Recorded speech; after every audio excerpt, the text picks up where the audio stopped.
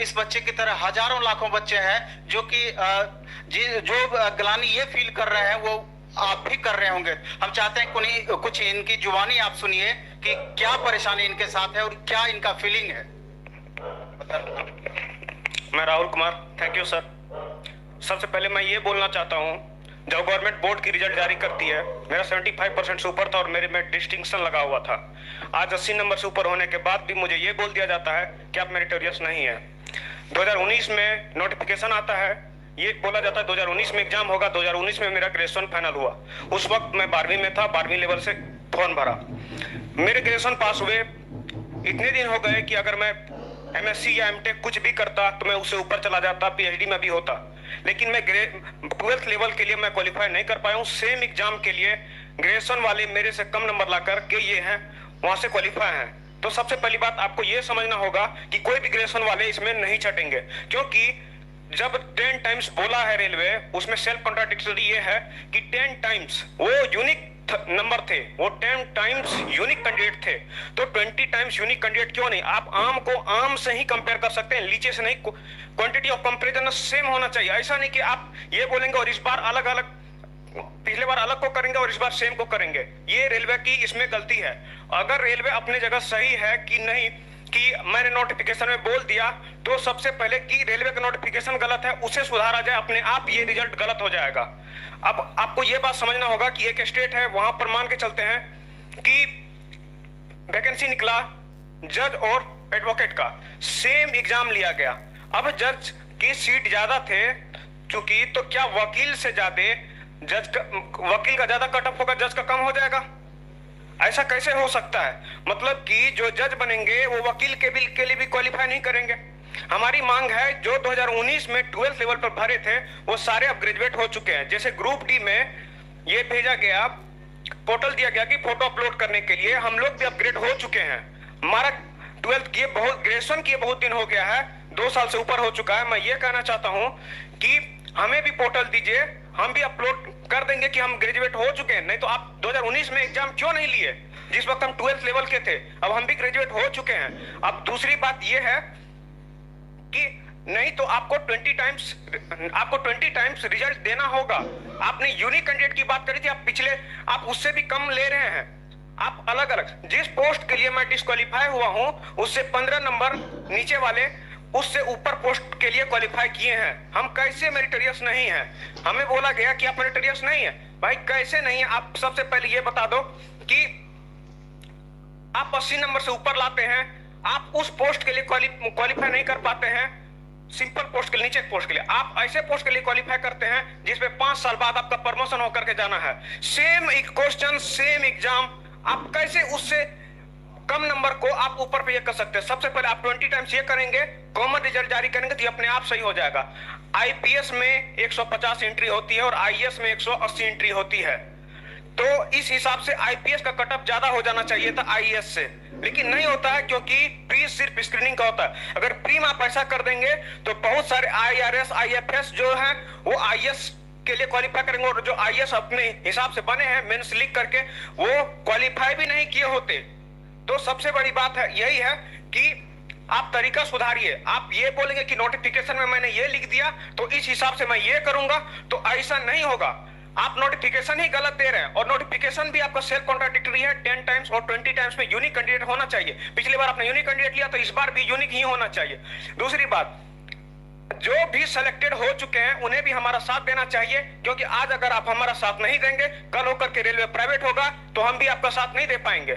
और जो भी 40 नंबर 45 नंबर लाए, उन्हें लगता है कि मेरा कुछ नहीं होगा, उन्हें भी हमारा साथ देना चाहिए, क्योंकि अगली बार जब वैकेंसी आएगी आप मेहनत करके 20 नंबर ऊपर लेते आएंगे तो भी आपके साथ ऐसा ही होगा। आप ऐसा नहीं कि और नॉर्मलाइजेशन में बहुत बड़ी दिक्कत है, इसको सुधार करना चाहिए। 40-45 वाले को भी हमारा साथ देना चाहिए, क्योंकि यही चीज है।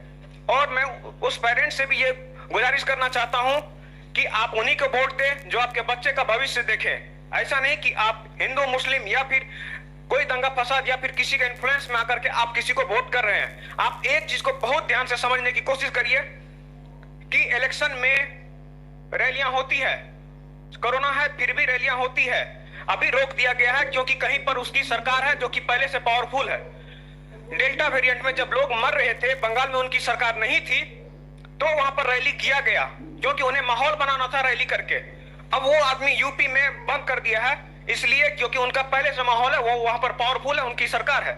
अब सबसे ये बात है कि जो 2 करोड़ रोजगार का वादा करते हैं वो 2 करोड़ रोजगार हर साल छीन रहे हैं। आप डिस्पैरिटी इंडेक्स देखिए, गरीबी बढ़ रही है, बहुत कम लोगों के पास जितने भी वेल्थ है वो कंसंट्रेटेड हो रहा है, जितनी भी गरीबी है। मतलब कि आप सबसे पहले ये देख लीजिए कि अगर आप प्राइवेट जॉब में भी जाते हैं तो वहां पर ऐसा होता है कि आपको रेफरेंस मांगा जाएगा। मैं टाटा स्टील के लिए भरा था, मुझे इंटरव्यू में इसलिए हटा दिया गया कि मेरे पास रेफरेंस नहीं था, मेरे पेरेंट्स फार्मर हैं। आप ये चीज सोच लीजिए कि आपके पापा दुकानदार है, आपके पेरेंट्स फार्मर है, या आप किसी भी दूसरे जॉब में है या कुछ और कर रहे हैं, आप प्राइवेट में नहीं जा सकते। अभी बहुत सारी ट्रेन चालू हुई प्राइवेट, बहुत सारा वैकेंसी आया उसमें, क्या किसी को भी पता चला कि एक भी वैकेंसी क्रिएट हुई है?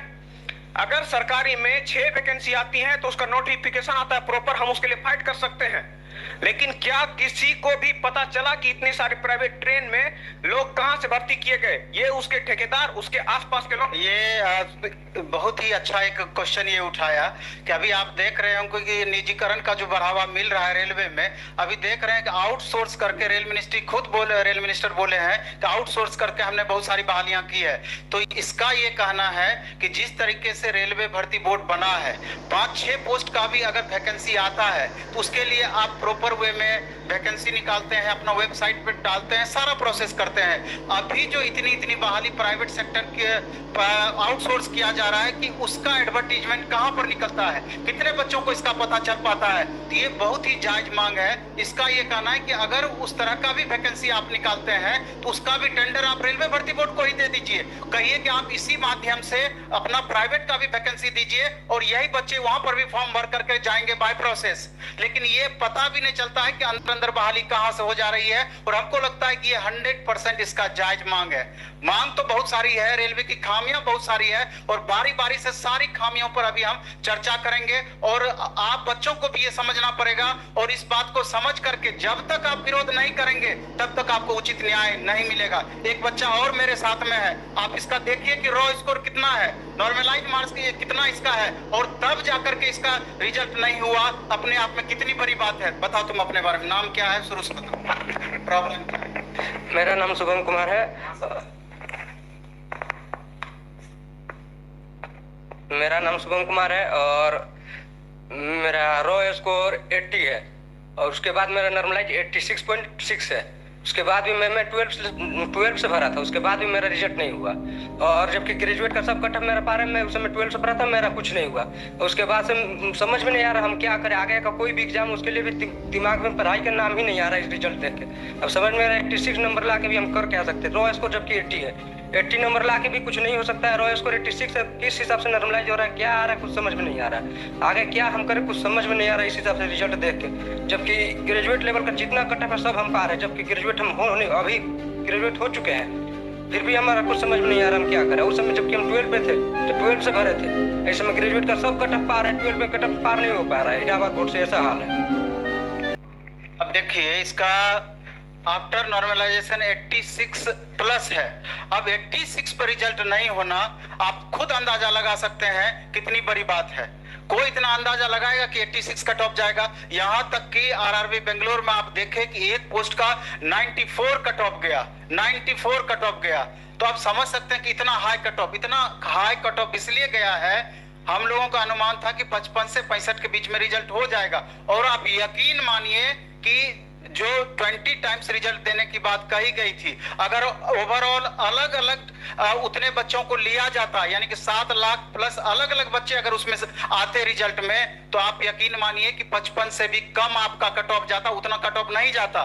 सवाल ये उठता है कि ये प्रयोग आप रेलवे से क्यों स्टार्ट करना चाहते हैं? आप ये जो लेवल बाय लेवल रिजल्ट दिए हैं, अभी इसकी जरूरत क्या थी? आप डायरेक्ट जितना ही रिजल्ट देना था आप उतना रिजल्ट देते। पोस्ट ऑफ प्रेफरेंस आप पहले से ले चुके थे, और मेंस में जब बच्चे बैठते, सीबीटी 2 में जब बच्चे बैठते, जितना उनको उन बच्चों को मार्क्स आता और जो पोस्ट ऑफ प्रेफरेंस दिए हुए थे तो मार्क्स के अकॉर्डिंग उनको, प्रेफरेंस के अकॉर्डिंग उनको पोस्ट मिलता। उसमें परेशानी क्या थी? अभी तक वही प्रोसेस होता आया था, तो हमको तो थोड़ा सा भी कहीं पर भी उस प्रोसेस में आपत्ति नहीं लगता है। पता नहीं ये प्रयोग रेलवे को क्या सूझी कि फर्स्ट शुरू में ही इसको लेवल बाय लेवल कर दिया गया। सवाल ये उठता है, ठीक है आप लेवल बाय लेवल कर दिए, और ये भी सही है कि आपने नोटिफिकेशन में शुरू में ही 2019 में फरवरी मार्च में जब वैकेंसी आई थी उसी समय आपने इस बात की चर्चा की। सवाल उठता है कि जब नोटिफिकेशन इस बात का आपने डाल दिया, और तो इसका ये मतलब नहीं हुआ कि ये ब्रह्मा का लकीर हो गया, अब कुछ गलत वैसा चीज अगर हम कर दिए हैं तो उसमें परिवर्तन नहीं हो सकता है। सवाल यह है कि 1,17,00,000 बच्चे फॉर्म भरे थे, 2-4 लाख 5 लाख बच्चों की परेशानी हो सकती थी अगर आप सही चीज करते, लेकिन 1 करोड़ से ऊपर बच्चे आपका विरोध कर रहे हैं, तो कहीं ना कहीं ये बात आपको मानना पड़ेगा कि आपने गलत किया है। ये सारे रेलवे के डिपार्टमेंट के जितने भी अधिकारीगण हैं उनको इस बात को ये बात समझ में आनी चाहिए। और भी बहुत ज्यादा लूप होल है। आप यूपीएससी एग्जाम कंडक्ट करती है, यूपीएससी जब एग्जाम लेती है तो उसमें भी पीटी होता है, मेंस होता है, इंटरव्यू होता है। एसएससी में भी पीटी होता है, मेंस होता है, इंटरव्यू होता है। स्टेट पीसीएस का ले लीजिए, बिहार एसएससी का लीजिए, कई सारे एग्जाम्स ऐसे होते हैं जहां एक से अधिक पोस्ट के लिए एग्जाम होता है और कई चरणों में एग्जाम होता है। तो कहीं पर भी ऐसा आप देखे हैं कि शुरू में ही उसको लेवल बाय लेवल कर दिया गया है? ये चीज आपका मेंस के बाद का चीज है, सीबीटी 2 के बाद आप ये चीज करते, ये पहले ही आप ये बात लाद दिए, और इसी बात का शिकार इतने सारे बच्चे हुए हैं, और इसी चीज का प्रोटेस्ट अभी हो रहा है, इसी चीज का प्रोटेस्ट हो रहा है।